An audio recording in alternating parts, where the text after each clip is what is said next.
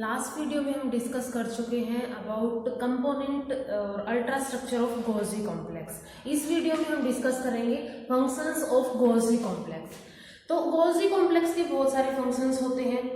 Plasma membrane और जो endoplasmic reticulum के बाद ये प्रेजेंट होता है, तो कुछ न कुछ जो न्यूक्लियस है एंडोप्लाज्मिक रेटिकुलम, और फिर क्या होगा गोल्जी कॉम्प्लेक्स में कोई ना कोई जो मटेरियल आएगा, जो प्रोटीन्स आएंगे वो एक्सपोर्ट किए जाएंगे। तो वो जो एक्सपोर्ट है या फिर और भी बहुत सारे फंक्शंस है, उन प्रोटीन्स की शॉर्टिंग की जाएगी, उनकी पैकेजिंग की जाएगी, उनको लेबल किया जाएगा। तो वो सारे के सारे फंक्शन किसके अंदर होते हैं? गोल्जी कॉम्प्लेक्स के अंदर होते हैं। गोल्जी कॉम्प्लेक्स जो है, वन बाय वन हम इसके फंक्शंस के बारे में डिस्कस करेंगे। फर्स्ट फंक्शन है Golgi complex in cell secretion and vesicular transport, यानी सेल्स जो कुछ ना कुछ सिक्रीट करेंगे। अब जो सिक्रीशन करती है सेल्स, उनके अंदर गोल्जी बॉडी का साइज कैसा होता है? लार्ज साइज होता है। लार्ज साइज के गोल्जी कॉम्प्लेक्स उनके अंदर प्रेजेंट होते हैं, जो कि सिक्रीटरी सेल्स होते हैं।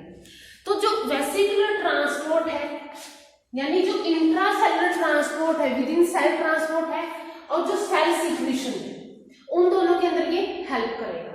तो ये जो नेचर है, ये जो सिक्रीटरी सेल्स है, जितनी भी जो भी सिक्रीशन करेगी, उनकी नेचर क्या क्या हो सकती है? नेचर की अगर बात करें तो ये पॉलीसेकेराइड्स हो सकती है, कार्बोहाइड्रेट्स की बनी होगी। तो ये जैसे कि एग्जांपल के लिए गोब्लेट सेल्स होंगी। कोलेजन हो सकती है, जो कि कनेक्टिव टिश्यू के अंदर प्रेजेंट होगी। या तो ये पिगमेंट ग्रैन्यूल्स हो सकते हैं, क्योंकि बहुत सारे पिगमेंट ग्रैन्यूल्स भी गोल्जी बॉडी के अंदर सिंथेसाइज होते हैं। तो ये क्रोमेटोफोर्स है। क्रोमो वर्ड किसके लिए आएगा? कलर के लिए। पिगमेंट जो होते हैं वो कैसे होते हैं? Coloured pigment. प्रोटीन्स का नेचर हो सकती है, जैसे कि अकाइनल सेल्स हो गए, या फिर हॉर्मोन्स हो सकते हैं, हॉर्मोन्स जैसे कि एंडोक्राइन सेल्स हो गए। इम्यूनोग्लोबुलिन्स हो सकते हैं, ठीक है, एंटीबॉडीज हो सकती है। तो ये क्या हो जाएगी? जो कि प्लाज्मा सेल्स के अंदर होगी। न्यूरो सिक्रीशन हो सकती है कोई भी, जो कि न्यूरॉन सिक्रीट करेंगे। या फिर ये लिपोकॉन्ड्रियल ग्रैन्यूल्स हो सकते हैं, जो कि लीवर सेल्स सिक्रीट करेंगे। तो ये सारे के सारे नेचर हो सकती है जो भी सिक्रीशन है उसकी। अब ये जो सिक्रीशन है वो भी दो टाइप की होती है। या तो ये सिक्रीशन कंटिन्यूअस हो सेल्स के अंदर, या ये डिसकंटिन्यूअस। जो ये सिक्रीशन है, या तो ये कंटिन्यूअस हो सकती है कि कंटिन्यू चलती रहे, या फिर ये डिसकंटिन्यूअस हो सकती है। कंटिन्यूअस कब बोलेंगे?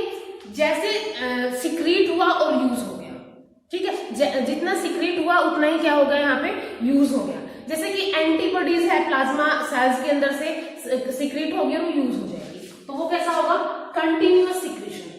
सेकेंड हो सकता है डिसकंटिन्यूअस। डिसकंटिन्यूअस के अंदर क्या होगा? कुछ वेसिकल्स होंगे जिनके अंदर सिक्रीशन स्टोर हो जाएगी, और जब भी कोई स्टिमुलस आएगा, जब भी बाहर से कोई स्टिमुलस आएगा कि अब इस सिक्रीशन की नीड है, उस टाइम पे ये रिलीज होगी। एग्जाम्पल के जैसे कि एक हार्मोन हो गया पैंक्रियोजाइमिक हार्मोन। ये हार्मोन क्या करेगा? जब ये हार्मोन सिक्रीट होगा तो उस टाइम पे क्या होगा? जो अकाइनल सेल्स है, अकाइनल सेल्स क्या करेंगी? जो भी सिक्रीशन है उसको सिक्रीट कर देंगे। तो ये कैसा होगा? Discontinuous secretion. Golgi complex condensation membrane और पैकेजिंग मेम्ब्रेन, यानी कि जो प्रोटीन्स बनेंगे वो उनको पैकेजिंग करने का काम करेगी, जो भी सेल सिक्रीशन के अंदर प्रोटीन्स फॉर्म होंगे। तो पैकेजिंग की अगर बात करें, या फिर कंसंट्रेशन की हम बात करें कि कंडेंस करेगी, तो कंडेंस कैसे करेगी? कंसंट्रेट करेगी योग, लिपिड्स, बाइल, एंजाइम्स, हॉर्मोन्स, इन सबको कंसंट्रेट करेंगे। कंसंट्रेट कैसे करेंगे? बाय लूजिंग वाटर इनके अंदर से लूज हो जाएगा, तो ये कंसंट्रेट हो जाएंगे। अब ये जो मैकेनिज्म है कि पैकेजिंग मेम्ब्रेन है या फिर कंडेंसेशन मेम्ब्रेन है, ये मैकेनिज्म कैसे वर्क करेगा? सबसे फर्स्ट हमने पढ़ा था कि जो न्यूक्लियस है, न्यूक्लियस के कंटिन्यूअस एंडोप्लाज्मिक रेटिकुलम होगा। लास्ट वीडियोस में हम एंडोप्लाज्मिक रेटिकुलम कवर कर चुके हैं। तो एंडोप्लाज्मिक रेटिकुलम से नेक्स्ट जो ब्लैबिंग होगी, जो एक्सटेंशन होगी, ब्लैबिंग यानी कि जो बडिंग होगी, यहाँ पे ये जो है ब्लैपिंग हुई है, यानी कि इसको हम बोलेंगे कि बड फॉर्म हुई है या फिर बडिंग हुई है। यहाँ पे बडिंग, अब बडिंग जो हुई है इसके अंदर जो ये राइबोसोम्स है, आरईआर क्या करता है, राइबोसोम्स होंगे, राइबोसोम्स प्रोटीन सिंथेसिस करेंगे। तो जो भी प्रोटीन सिंथेसिस हुई है वो चली जाएगी इन बर्ड्स के अंदर। ये बड ऑफ हो जाएंगे, यहाँ पे ये बड जो बडिंग या फिर ब्लैपिंग हुई थी वो क्या हो जाएंगे, बड ऑफ हो जाएंगे और ये बन जाएंगे ट्रांजिशन वेसिकल्स। गोल्जी कॉम्प्लेक्स के कंपोनेंट थे 3। फर्स्ट हमारा था वेसिकल्स थे, और उसके बाद क्या था, गोल्जियन सिस्टर्ने थे। सिस्टर्ने के बाद सिक्रीटरी वेसिकल्स थे, वैक्यूल्स थे। तो ये अब जो पूरा गोल्जी कॉम्प्लेक्स है उसमें से ये प्रोटीन पास करेंगे। तो पहले क्या आया, ट्रांजिशन वेसिकल्स के फॉर्म में ये बड ऑफ हुए एंडोप्लाज्मिक रेटिकुलम से। अब बड ऑफ होने के बाद गोल्जियन सिस्टर्ने के अंदर क्या होंगे, ये रन करेंगे। अब ये सिस फेज है और ये ट्रांस फेज है, इस साइड से ये आए हैं और ये क्या करेंगे, 1 बाय 1 मूव करेंगे। इंटरनल सिस्टर्नल स्पेस हो गया, तो ये सिस्टर्ने से क्या करेंगे, मूव करेंगे। अब सिस्टर्ने से, गोल्जियन सिस्टर्ने से मूव करने के बाद ये जो यहाँ पे सेलन एंड है सिस्टर्ने के, या ये क्या फॉर्म करते हैं, वैक्यूल्स फॉर्म करते हैं। तो ये अगेन क्या हो जाएंगे, अपने आप को पिंच ऑफ कर लेंगे और ये फॉर्म कर लेंगे सिक्रीटरी वेसिकल्स। तो सिस फेज से ट्रांस फेज तक जो भी हमारा प्रोटीन था वो पोर्ट हो चुका है, यहाँ पे ट्रांसपोर्ट हो चुका है। सिक्रीटरी वेसिकल्स के अंदर आने के बाद ट्रांसपोर्ट फेज से ये अगेन क्या हो जाएंगे, पिंच ऑफ हो जाएंगे और ये फॉर्म कर लेंगे सिक्रीटरी ग्रैन्यूल। अब ये जो सिक्रीटरी ग्रैन्यूल है इसके 2 फेट होते हैं, या तो ये लाइसोसोम से फ्यूज, लाइसोसोम फॉर्म कर दे, या तो ये नेक्स्ट क्या कर ले, एक्सोसाइटोसिस कर ले। ये प्लाज्मा मेम्ब्रेन होगी तो ये क्या कर देगा, एक्सोसाइटोसिस कर देगा, जो भी इसके अंदर प्रोटीन था वो बाहर की तरफ रिलीज हो जाएगा। सेकेंड क्या था इसका फेट, कि लाइसोसोम फॉर्म कर ले। गोल्जी कॉम्प्लेक्स जो है लाइसोसोम फॉर्म करने में भी हेल्प करते हैं। तो ये जो लाइसोसोम बना था, इस लाइसोसोम के अंदर बहुत सारे लाइटिक एंजाइम्स हैं। ये क्या करेंगे, जो प्रोसेस होती है पिनोसाइटोसिस की, पिनोसाइटोसिस के अंदर क्या होता है, जो भी फ्लूइड मटेरियल होता है वो इनसाइड सेल के अंदर मूव करता है। तो ये जो पिनोसोम है और लाइसोसोम है, जो कि पिनोसाइटोसिस से आ था, ये क्या फॉर्म कर लेंगे, एंडोसोम फॉर्म कर लेंगे, दोनों के दोनों फ्यूज हो जाएंगे। और ये एंडोसोम क्या है, अगेन अपना जो फेट है वहां पे चला जाएगा। तो ये हमारा था वेसिकुलर ट्रांसपोर्ट, और इसको हम बोलते हैं इंट्रा सेलुलर ट्रांसपोर्ट, यानी सेल के अंदर ही ये ट्रांसपोर्ट हुआ है।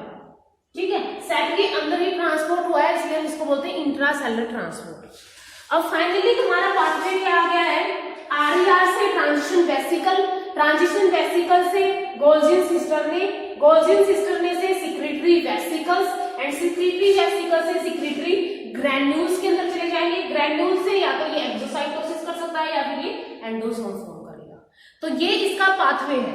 ये पाथवे ट्रेस किया गया था, एक कंपाउंड है जो कार्बन का एक ल्यूसीन जो आइसोटोप है उसके थ्रू इस पाथवे को ऑब्जर्व किया गया था। अब ये जो पाथवे है ये एनर्जी भी लेता है, एटीपी की हेल्प से होता है, एक्टिव प्रोसेस है।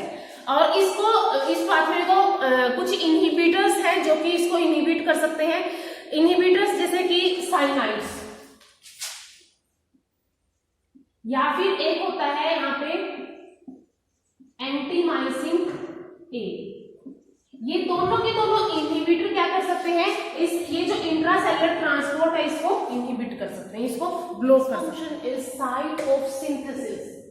जो गोल्जी कॉम्प्लेक्स है बहुत सारी चीजों को सिंथेसाइज करता है, साइट होती है सिंथेसिस की और बायोसिंथेसिस की। लाइक ग्लाइकोप्रोटीन्स हो गए या फिर कुछ एंजाइम्स हैं, उनकी भी क्या करता है, ये सिंथेसिस करता है। तो बायोसिंथेसिस ऑफ ग्लाइकोप्रोटीन्स, ग्लाइकोप्रोटीन्स का सिंथेसिस कैसे होगा, राइबोसोम जो होते हैं वो आरईआर में क्या बनाएंगे, प्रोटीन बनाएंगे। प्रोटीन सिंथेसिस हो गई। प्रोटीन सिंथेसिस होने के बाद जो अभी लास्ट हमने पढ़ा था सारा प्रोसीजर वही है। प्रोटीन सिंथेसिस होने के बाद ये कहाँ जाएंगे, ट्रांजिशन वेसिकल्स के अंदर। अब ट्रांजिशन वेसिकल्स कहाँ जाएंगे, गोल्जी कॉम्प्लेक्स के अंदर। इसके बाद ग्लूकोज और ग्लैक्टोज जो है वो आपस में मिलकर पॉलीसेकेराइड्स फॉर्म करेंगे। पॉलीसेकेराइड से फिर म्यूकोपॉलीसेकेराइड्स बनेंगे। और जो ट्रांजिशन वेसिकल्स है और म्यूकोपॉलीसेकेराइड है वो क्या फॉर्म कर देंगे, ग्लाइकोप्रोटीन्स फॉर्म कर देंगे। तो ग्लाइकोप्रोटीन्स कहाँ है, गोल्जी कॉम्प्लेक्स के अंदर फॉर्म हो चुका है। अब ये जो सारे के सारे थे या तो ये सिक्रीटरी वेसिकल्स फॉर्म कर सकते हैं या फिर ये क्या कर सकते हैं, लाइसोसोम फॉर्म कर सकते हैं। वही सेम फेट होगा इनका, दो टाइप से फेट हो सकता है, या तो ये सिक्रीटरी वेसिकल्स फॉर्म करेंगे जो कि एक्सोसाइटोसिस कर लेगा, या फिर ये लाइसोसोम फॉर्म करेंगे जो कि पिनोसोम के थ्रू, पिनोसोम कहां से आएगा, जो कि पिनोसाइटोसिस होगी उससे आएगा, और ये फॉर्म कर लेंगे एंडोसोम। तो ये जो है वो ये क्या होगी, बायोसिंथेसिस ऑफ ग्लाइकोप्रोटीन्स। इसके बाद कुछ एंजाइम्स है लाइक इंसुलिन है, उसके अंदर भी हेल्प करता है बायोसिंथेसिस के अंदर। इंसुलिन के अंदर क्या होता है, firstly insulin as pre pro insulin hormone secrete होता है, बनता है प्री प्रो इंसुलिन हार्मोन। तो फर्स्टली क्या होगा, प्री प्रो इंसुलिन, ये हार्मोन बना सबसे फर्स्ट, ठीक है। अब ये जो प्री भी है और प्रो भी है, यानी कि इसके अंदर से प्री और प्रो कट होंगे तभी जाके क्या है, इंसुलिन फॉर्म होगा, यानी जो फंक्शनल इंसुलिन हार्मोन है वो फॉर्म होगा। तो इसको कट करने के लिए क्या होगा, सबसे फर्स्ट जाएगा ये एंडोप्लाज्मिक रेटिकुलम के अंदर। एंडोप्लाज्मिक रेटिकुलम के अंदर क्या होता है, एक एंजाइम होता है जिसको हम बोलते हैं पेप्टाइडेज एंजाइम, पेप्टाइडेज एंजाइम। ये पेप्टाइडेज एंजाइम क्या करेगा, जो प्री प्रो इंसुलिन था इसके अंदर 3 चेन होती है ए बी सी, और जो मेच्योर इंसुलिन होता है उसके अंदर सिर्फ 2 ही चेन होती है ए एंड बी चेन। तो ये जो सी चेन है इसको रिमूव करवाना है बेसिकली। तो ये तो तीनों चेन होगी ऐसे प्रेजेंट होगी, ये ए चेन मान ली हमने, ये सी टर्मिनल हो गया इसका और ये एन टर्मिनल हो गया पेप्टाइड चेन का। इसके बाद ये ए चेन हो गई, यहाँ पे इतनी तक हमने मान लिया ए चेन हो गई, और यहाँ पे हो गई बी चेन। इसके बाद ये जो बच गई है ये क्या है, सी चेन है, इसको ही क्या करवाना है, यहाँ से रिमूव करवाना है, इस सी चेन को रिमूव करवाना है। तो यहाँ पे क्या होगा, पेप्टाइडेज एंजाइम एंडोप्लाज्मिक रेटिकुलम के अंदर प्रेजेंट होगा, तो ये फॉर्म कर देगा यहाँ पे pro insulin. Pro insulin form होने के बाद ये कहाँ जाएगा, गोल्जी कॉम्प्लेक्स के अंदर, गोल्जी कॉम्प्लेक्स या गोल्जी बॉडीज के अंदर जाएगा। गोल्जी कॉम्प्लेक्स के अंदर जाने के बाद यहाँ पे कुछ कन्वर्टिंग एंजाइम्स होते हैं। ये कन्वर्टिंग एंजाइम क्या करेंगे, ये जो सी चेन थी, सी पेप्टाइड चेन है, इसको बिल्कुल रिमूव कर देंगे और यहाँ पे फॉर्म हो जाएगा इंसुलिन, जिसके अंदर क्या होगा, ए एंड सिर्फ बी चेन होगी, एक होगी ए चेन और एक होगी बी चेन, और सेकंड क्या होगा यहाँ पे सी पेप्टाइड जो है वो निकल जाएगी, और ये इंसुलिन क्या है, फुल्ली मेच्योर और फंक्शनल होगा, जो कि बाद में पोर्टल सर्कुलेशन के अंदर चला जाएगा। तो ये जो है सिंथेसिस हुआ है किसका, इंसुलिन का, और किसकी हेल्प से हुआ है, जो गोल्जी कॉम्प्लेक्स के अंदर कुछ एंजाइम्स होते हैं वो ही इसकी फंक्शनल फॉर्म को फॉर्म करते हैं। Function of Golgi complex is acrosome formation. Acrosome formation में भी हेल्प करती है। एक्रोसोम कहाँ प्रेजेंट होता है, जो स्पर्म होते हैं उसके हेड के ऊपर प्रेजेंट होता है। तो ये जो एक्रोसोम है उसकी फॉर्मेशन में भी गोल्जी कॉम्प्लेक्स ही हेल्प करता है। कैसे हेल्प करेगा, फर्स्टली जो न्यूली फॉर्म्ड गोल्जी कॉम्प्लेक्स होंगे वो प्रेजेंट होते हैं, सिर्फ उनके अंदर वेसिकल्स और कुछ सिस्टर्ने होते हैं, सिस्टर्ने वेसिकल्स को सराउंड करते हैं। बाद में ये जो वेसिकल्स प्रेजेंट है इनका फ्यूजन होगा, और फ्यूज होकर ये फॉर्म कर लेंगे लार्ज वैक्यूल्स, 2 और 3 large vacuoles with in cisternae ये फॉर्म कर लेंगे। ये फॉर्म करने के बाद अब ये जो वेसिकल्स थे उनकी और ज्यादा एनलार्जमेंट होगी वैक्यूल्स के अंदर। एनलार्ज होने के बाद ये फॉर्म कर लेंगे प्रो एक्रोसोमल ग्रैन्यूल, ठीक है, प्रो एक्रोसोमल ग्रैन्यूल फॉर्म कर लेंगे नियर द न्यूक्लियस। इसके बाद ये जो वैक्यूल्स थे वो और ज्यादा एनलार्ज होंगे, और ज्यादा एनलार्ज होंगे। एनलार्ज होने के बाद ये क्या फॉर्म कर लेंगे, प्रो एक्रोसोम वेसिकल, और ज्यादा एनलार्ज होने के बाद फॉर्म कर लेंगे एक्रोसोमल ग्रैन्यूल्स। तो ये फॉर्म कर लेंगे यहाँ पे न्यूक्लियस के नियर एक्रोसोमल ग्रैन्यूल्स, और जो वेसिकल जो वैक्यूल था वो और ज्यादा एनलार्ज होता जाएगा। यहाँ पे एक्रोसोमल ग्रैन्यूल फॉर्म होने के बाद जो ये एक्रोसोमल ग्रैन्यूल है वो कहाँ लाई करेंगे, अब जो इसका सरफेस है उसके ऊपर कोर ऑफ एक्रोसोम फॉर्म कर लेंगे, एक्रोसोम की कोर फॉर्म कर लेंगे, जिसको हम बोलेंगे कैप ऑफ एक्रोसोम। एक्रोसोम की कैप फॉर्म कर लेंगे। ये अब न्यूक्लियस हो गया, न्यूक्लियस के ऊपर एक्रोसोम प्रेजेंट है और यहाँ पे ये इन्होंने फॉर्म कर ली है कैप ऑफ एक्रोसोम। तो ऐसे करके ये क्या करता है, एक्रोसोम की फॉर्मेशन करता है गोल्गी कॉम्प्लेक्स। और ये जो एक्रोसोम है गोल्गी कॉम्प्लेक्स की हेल्प से फॉर्म हुए हैं, इनके अंदर कुछ एंजाइम्स प्रेजेंट होते हैं जो कि स्पर्म को ओवम के साथ फ्यूज करवाने में हेल्प करती है, क्योंकि जब ये फ्यूजन होता है तो न्यूक्लियस फ्यूज करते हैं, तो जो सेल एनवेलप है ओवम की उसको ये डिसोल्व करने में हेल्प करेंगे। इसके अलावा और भी बहुत सारे फंक्शंस हैं गोल्गी कॉम्प्लेक्स। गोल्गी कॉम्प्लेक्स जो है एज प्राइमरी लाइसोसोम फॉर्म करने में हेल्प करता है। ये तो हमने पहले पढ़ ही लिया है कि ये लाइसोसोम फॉर्म करेगा, तो जो प्राइमरी लाइसोसोम है उनको फॉर्म करने में हेल्प करेगा। और ये जो लाइसोसोम्स हैं वो क्या कंटेन करते हैं, कुछ लाइटिक एंजाइम कंटेन करेंगे जो कि बाद में डाइजेशन में हेल्प करेंगे। अब ये जो लाइसोसोम फॉर्म हुआ है वो किससे बनेगा, पिनोसाइटोसिस से। जो पिनोसोम से एंडोसोम फॉर्म हुआ था, हमने पहले पढ़ा था, ये क्या है प्लाज्मा मेम्ब्रेन। प्लाज्मा मेम्ब्रेन से पिनोसाइटोसिस होगी। यहाँ पे पिनोसाइटोसिस से क्या होगा, जो पिनोसोम बना है और साथ में जो एंडोसोम फॉर्म हुआ था गोल्गी कॉम्प्लेक्स से। एंडोसोम किससे फॉर्म हुआ था, गोल्गी कॉम्प्लेक्स से। तो गोल्गी कॉम्प्लेक्स से जो एंडोसोम फॉर्म हुआ था और इन्होंने मिलकर क्या फॉर्म किया था, एंडोसोम, यहाँ पे लाइसोसोम फॉर्म हुआ। लाइसोसोम से यहाँ पे क्या फॉर्म हो गया, एंडोसोम हो गया। तो ये जो पिनोसाइटोसिस से जो ये सेल अंदर की तरफ इन्वेजिनेट हुई है, तो ये जो सेल यहाँ पे दोबारा फॉर्म होगी, यानी जो प्लाज्मा मेम्ब्रेन है वो दोबारा फॉर्म होगी, उसके अंदर भी हेल्प करता है। तो हम बोल सकते हैं कि जो गोल्गी कॉम्प्लेक्स है वो फॉर्मेशन ऑफ प्लाज्मा मेम्ब्रेन के अंदर भी हेल्प करता है। या फिर हम बोल सकते हैं कंपनसेशन के अंदर, जो यहाँ पे ये जो मेम्ब्रेन यहाँ पे अंदर आई है और ये फॉर्म हुआ है यहाँ पे पिनोसोम, तो इसकी जो कंपनसेशन है वो किसके थ्रू होगी, एक्सोसाइटोसिस के थ्रू। जो एक्सोसाइटोसिस होती है उसके थ्रू इसकी कंपनसेशन होगी। तो हम बोल सकते हैं कि जो प्लाज्मा मेम्ब्रेन की फॉर्मेशन में भी हेल्प करता है।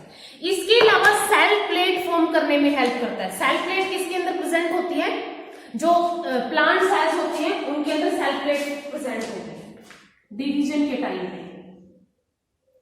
तो यहाँ पे ये सेल प्लेट फॉर्म होगी। ये सेल प्लेट कैसे फॉर्म होगी, जो गोल्गी कॉम्प्लेक्स के वेसिकल्स होते हैं, जो वेसिकल्स होंगे वो यहाँ पे एनाफेज के टाइम पे जब डिवीजन हो रही होती है उस टाइम पे सेल प्लेट फॉर्म होती है। और सेल प्लेट क्या करती है, दो सेल्स, डॉटर सेल्स के अंदर डिवाइड करती है। तो जब एनाफेज कंडीशन, एनाफेज आती है स्टेज, एनाफेज के ड्यूरिंग क्या होता है, जो वेसिकल्स है, स्मॉल साइज के वेसिकल्स है, वो यहाँ पे अरेंज होना स्टार्ट हो जाएंगे इक्वेटर के ऊपर। अरेंज होने के बाद जैसे टीलोफेज आएगी, टीलोफेज के टाइम पे ये क्या करेंगे, जो वेसिकल्स थे जो यहाँ पे प्रेजेंट थे, छोटे छोटे वेसिकल्स आए थे, ये फ्यूज करना स्टार्ट कर देंगे और फ्यूज करके क्या फॉर्म कर लेंगे, सेल प्लेट फॉर्म कर लेंगे।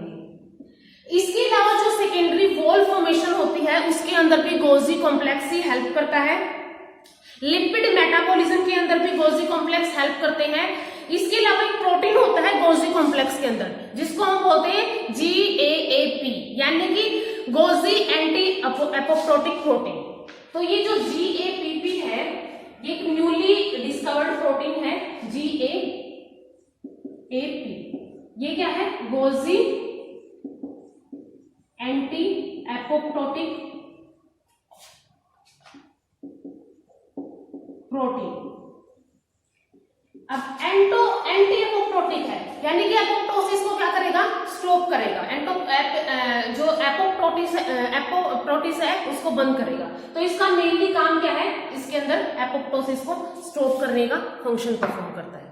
इसके अलावा माइटोकॉन्ड्रिया का एक्टिवेशन करने में भी हेल्प करता है। जो माइटोकॉन्ड्रिया होता है वो गोल्गी कॉम्प्लेक्स के हेल्प से ही एक्टिव होते हैं और एक्टिव होने के बाद वो मोर एनर्जी प्रोड्यूस करते हैं। पिगमेंट फॉर्मेशन में भी हेल्प करेगा। जो गोल्गी कॉम्प्लेक्स है वो पिगमेंट फॉर्म करने में भी हेल्प करेगा। और लास्ट बट नॉट लीस्ट सबसे इंपॉर्टेंट फंक्शन जो गोल्गी कॉम्प्लेक्स है वो ट्रैफिक पुलिस की तरह काम करता है। इसके अलावा ये इसको हम बोल सकते हैं पोस्ट ऑफिस की तरह काम करता है। तो या फिर ये शॉर्टिंग जो होता है, प्रोटीन्स की शॉर्टिंग करने में भी हेल्प करता है। तो ये इसका में क्या करेगा, जैसे कि पोस्ट ऑफिस के अंदर टैग लगता है, अलग अलग पिन लगते हैं, जो भी पोस्ट होती है जहां की वहां पे जाती है। तो गोल्गी कॉम्प्लेक्स का भी काम है, जो भी प्रोटीन आया है उसको कहाँ पे जाना है, ठीक है, उसका कहाँ पे फेट है, उसको जो फेट होगा उसके अकॉर्डिंग इसके ऊपर टैग लगाएगा, जो भी सिग्नल प्रोटीन है उसको अटैच करेगा। अटैच होने के बाद वो प्रोटीन वहीं पे जाएगा जहां पे उसको जाना है। तो हम बोल सकते हैं जो कि पोस्ट जो मॉडिफिकेशन जो ट्रांसपोर्ट है उसके अंदर भी ये हेल्प करेगा। तो ये सारे के सारे फंक्शंस थे गोल्गी कॉम्प्लेक्स के।